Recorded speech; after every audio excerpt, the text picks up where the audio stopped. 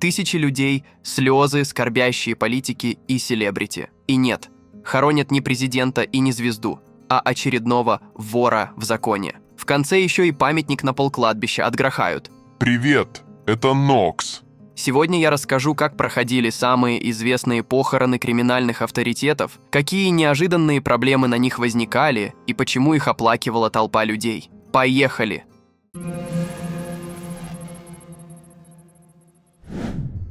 И начну с Андрея Исаева, более известного в уголовном мире как Роспись. Он был человеком, чья жизнь была просто пропитана воровским духом. Если бы не суровый конец в Польше под пулями киллеров, он, вероятно, возглавил бы весь криминальный мир, оставив даже таких тяжей, как Дед Хасан и Таро далеко за своей спиной. Исаев, ставший вором в законе в начале 90-х, был настоящим героем своего времени, когда власть и влияние измерялись не только умением выживать, но и способностью держать свое слово. Его коронация состоялась в 1992 году, практически параллельно с такими именами, как Япончик, Сворав. Начинал Исаев свой путь с грабежей на московских улицах, но быстро вырос до масштабов легенды, благодаря не только своим деяниям, но и своей непреклонности в соблюдении воровских законов. Его встреча с Васей Бузулуцким, еще одной живой легендой, в заключении подарила Исаеву понимание воровской философии, которую тот пронес через всю свою жизнь. Как я и говорил, он слыл человеком слова с абсолютно несгибаемыми принципами. Огромные суммы денег он направлял на поддержку заключенных, не желая видеть их страдания во времена, когда страна переживала глубокий экономический и социальный кризис. Несмотря на свое богатство, Роспись жил не роскошно, а достойно, всегда помня о воровских законах и о тех, кто оказался за решеткой. Его конец был столь же грандиозен, как и жизнь. Похороны на Хованском кладбище собрали не просто автоколонну дорогих иномарок, а целое шествие уважения и памяти, протянувшееся на несколько километров. Присутствовали все – русские, грузины, армяне и многие другие, кроме чеченцев, с которыми он фактически воевал. Один только гроб Исаева стоил более $20 тысяч, что на тот момент было абсолютно безумными деньгами. В этом последнем прощании отразилось все то уважение, которое Роспись заслужил, будучи человеком слова, чести и доблести.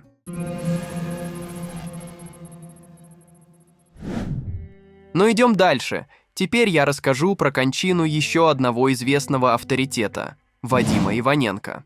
На удивление, он никогда не грезил о блатной романтике.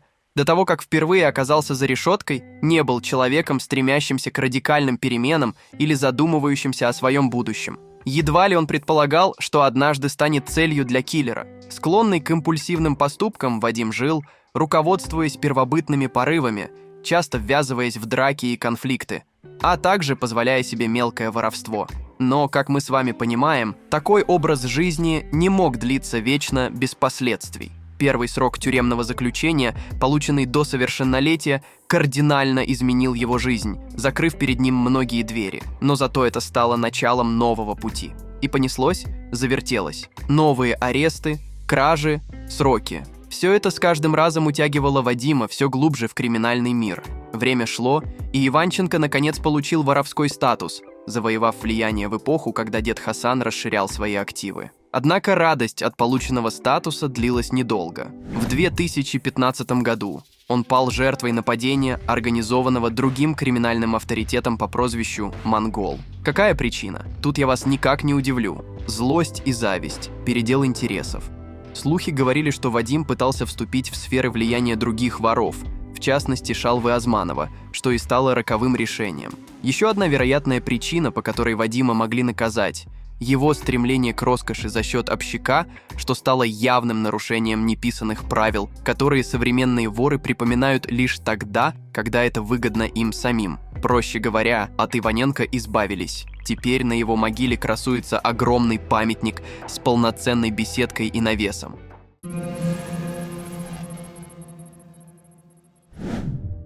Кстати, чтобы вы понимали уровень похорон авторитетов, Расскажу вам самую скандальную историю. в сети вспыхнули дискуссии из-за видео, снятого в Амурске Хабаровского края.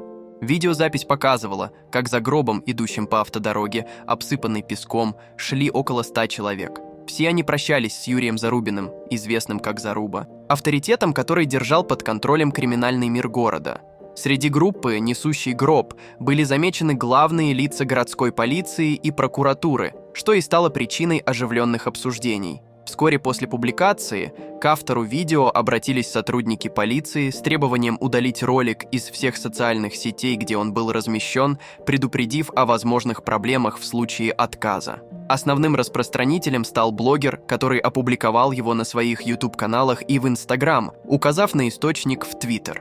Вскоре полиция обратила на него внимание, и представитель пресс-службы Краевого МВД сообщила о доставке парня в отделение для разъяснительной беседы. Против публикации была начата проверка, причем наибольшее возмущение вызвала информация об участии в похоронной процессии высокопоставленного полицейского, хотя все местные жители без проблем узнали своих блюстителей закона. И смех, и грех, а крайним оказался немного удивленный парень.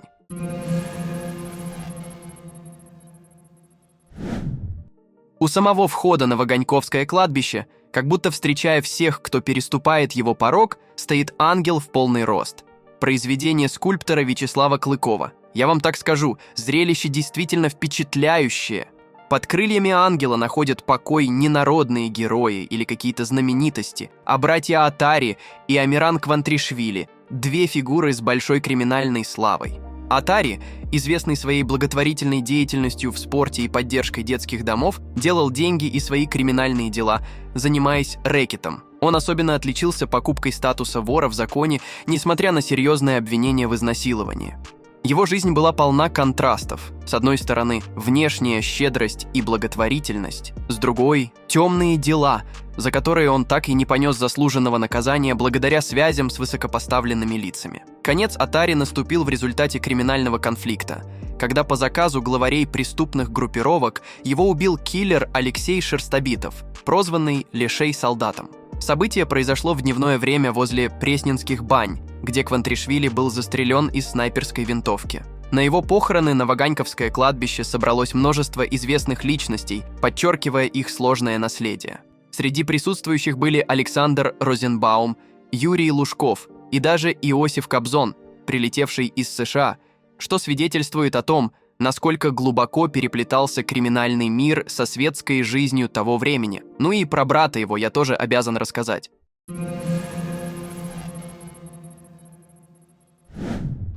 Похороны Амирана Квантришвили также были грандиозными. Множество людей, десятки иномарок и скорбящие братки. Как он умер? В 1993 году Амирана убили на Большой Якиманке. Он, находясь в компании Феди Бешеного из Казанской ОПГ, попал в засаду в момент, когда они собирались напомнить очередному предприятию о крыше. Их планы прервала засада, а попытка уйти незамеченными обернулась взрывом под машиной. После трагедии Атари Квантришвили и его друзья спортивного телосложения появились на месте преступления. Атари заявил, что месть не в его планах, несмотря на напряженную обстановку в городе. Прощание с Амираном стало событием. Более 2000 человек, включая знаменитостей, пришли отдать ему последние почести. В первых рядах были его ближайшие соратники – Атари Квантришвили, Леонид Завадский, известный как Бубновый батя, и Сергей Мамсуров или Мансур. Однако спустя год Мансур и батя стали заклятыми врагами, что привело к трагическому исходу на Введенском кладбище, где Мансур был убит спецназом во время операции.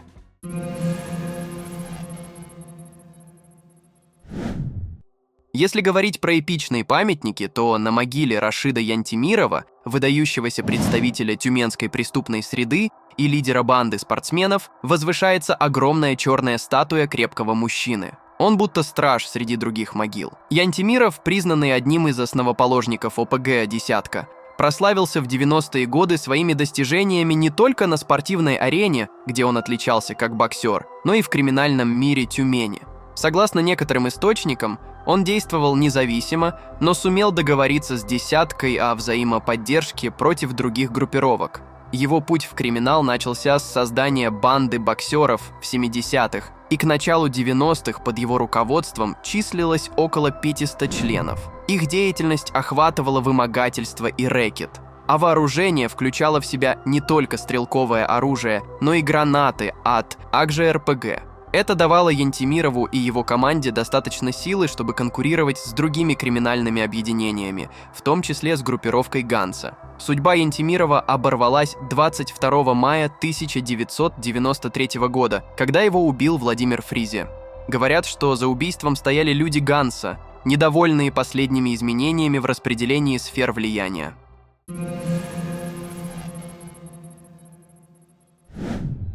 Томас Пипия, уроженец Галлии 1957 года рождения, сделал свой путь от мелкого бродяги до вора в законе с весомым авторитетом. Его криминальная карьера началась с осуждения за попрошайничество и бродяжничество в конце 70-х, но освободившись, он быстро зарекомендовал себя в воровском мире, несмотря на срок за подделку документов и угон автомобиля. На зоне Пипия слыл справедливым третейским судьей, решая конфликты без корысти и со всей объективностью, что в итоге закрепило его статус смотрящего за Сухуми. Его влияние распространялось на урегулирование проблем в криминальном мире и помощь обычным людям, делая его фигурой значимой как для ОПГ, так и для граждан. Переезд в Москву в начале 90-х не изменил его роли. Советы и справедливость Пипии оставались в цене и здесь. Однако 1993 год кардинально изменил его жизнь из-за автомобильной аварии, после которой он остался прикован к инвалидному креслу, но продолжил управлять ОПГ и вносить вклад в общак. В конце 90-х Пипия принял под свое крыло Раменское ОПГ, в то время как сам столкнулся с конфликтами в криминальной среде и попытками мирить враждующие группировки. Не все его попытки были успешными, особенно когда вмешались силовые структуры. Конфликт с Георгием Угловой в 2007 году едва не стал концом его воровской карьере, но спор удалось урегулировать. Последние годы жизни Пипия были омрачены борьбой с раком. Несмотря на лечение за границей, болезнь продолжала прогрессировать. Вор в законе умер в 2012 году и был похоронен в Москве на Хованском кладбище, оставив после себя сложное наследие смешанных деяний и непоколебимого авторитета. Ну и невероятно огромный монумент с воровской звездой в ногах.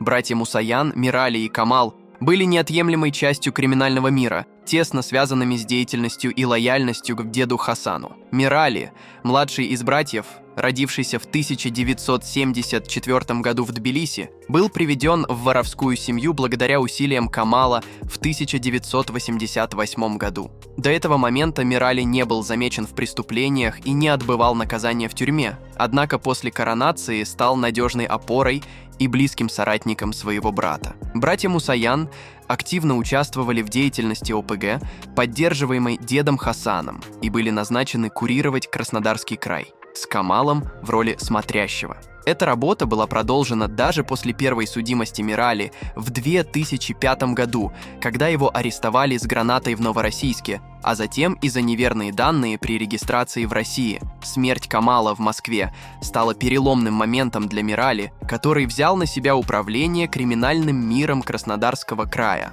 Однако его карьера в этой роли оказалась недолгой.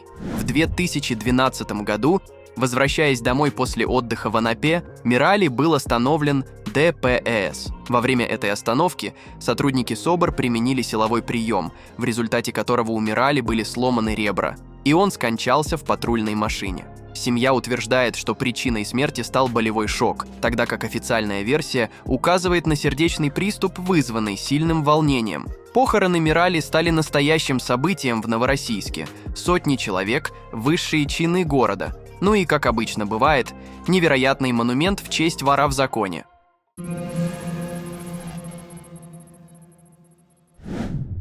Ну и куда без Сильвестра, человека, который перевернул весь криминальный мир.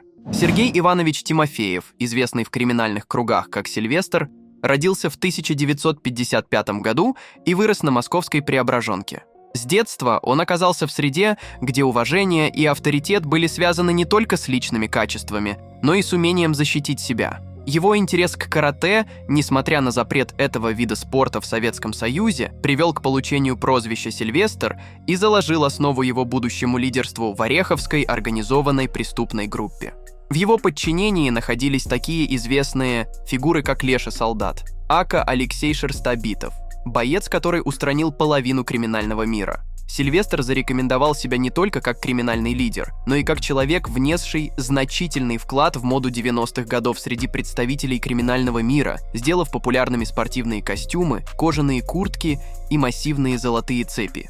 Несмотря на 2 попытки коронации воры в законе, Сильвестр оба раза отвергал это предложение, демонстрируя свою независимость и нежелание подчиняться общепринятым правилам. В начале 90-х годов его поездка в США и встреча с Вячеславом Иваньковым, известным как Япончик, стали знаковыми событиями. По слухам, именно там ему был вручен золотой ключ на управление Москвой, что лишь укрепило его авторитет среди криминального мира. К сожалению, жизнь Сильвестра оборвалась в 1994 году из-за взрыва автомобиля. Его похороны прошли недалеко от входа на кладбище под символическим черным памятником, напоминающим о взрыве, в котором он погиб. Этот памятник стал напоминанием о сложной судьбе и значительном вкладе Сильвестра в историю криминального мира Москвы.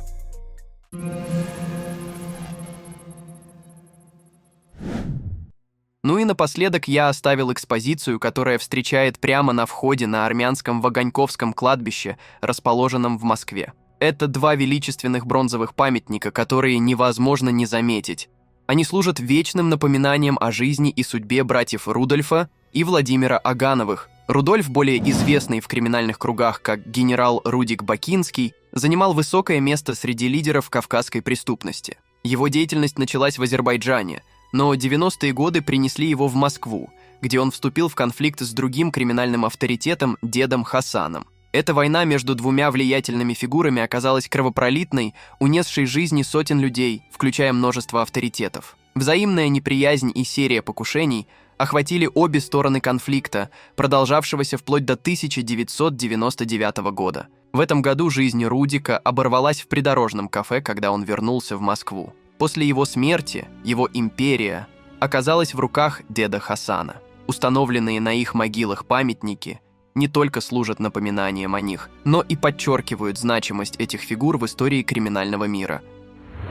Как вы можете понять, многие авторитеты вели достаточно противоречивый образ жизни. Одной рукой убивали, а другой помогали нуждающимся. Именно поэтому и на похоронах всегда было полно разных людей. Одни боялись, другие обожали. Ну а если вам интересна подобная тематика, вы умеете писать сценарии, занимаетесь монтажом или озвучкой, то пишите в Telegram-бот в описании, чтобы попасть к нам в команду.